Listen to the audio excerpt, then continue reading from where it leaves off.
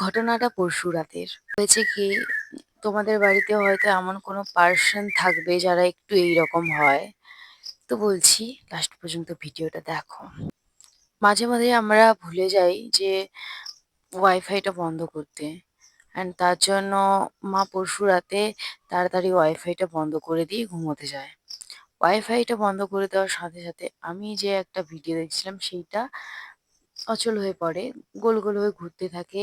ওই স্ক্রিনটা সবচেয়ে উজ্জ্বল জিনিসটা ছিল সাবস্ক্রাইব বাটনটা, যেটা আমার সাবস্ক্রাইব করা ছিল না। যার জন্য বোঝা যাচ্ছিল যে সাবস্ক্রাইব বাটনটা কতটা উজ্জ্বল। ঠাকুমা এই ব্যাপারটা জানে না যে সাবস্ক্রাইব করলে কি হয় বা এটা সাবস্ক্রাইব বাটন। তো তার জন্য ঠাকুমা interestingly, you can't imagine, interestingly আমার ফোনটা মেঝেতে পড়েছিল তার পাশে বসেছিল।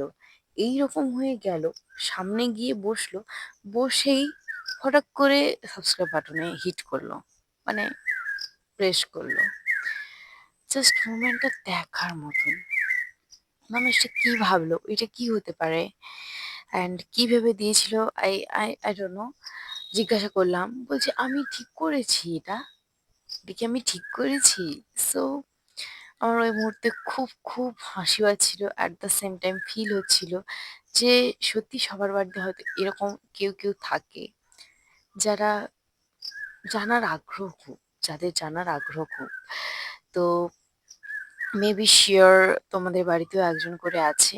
তো সেই সব পার্সন গুলোকে একটু করে কিছু শেখাও। এইটা ভেবো না যে শিখে গেলে তারা তোমাদের চালাকি ধরে ফেলবে, বাট শিখে গেলে তারাও অনেকটা খুশি হবে। আমিও চেষ্টা করছি মা অ্যান্ড ঠাকুমাকে সবকিছু শেখানোর, but they are not interest.